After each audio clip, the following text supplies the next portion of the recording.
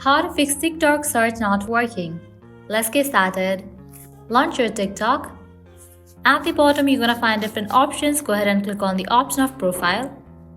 Now at the top right corner, you'll find three bars. Click on it. Click on the option of settings and privacy. Scroll all the way down. Click on logout. Click on logout.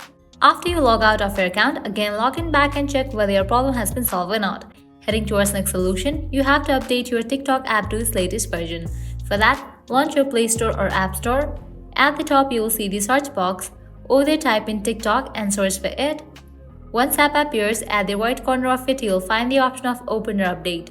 If you find the option of Update, just click on it and update the app to its latest version.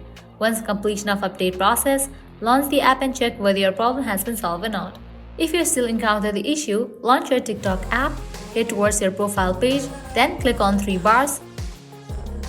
Navigate to the option of settings and privacy. Scroll down. Click on this option of free up space.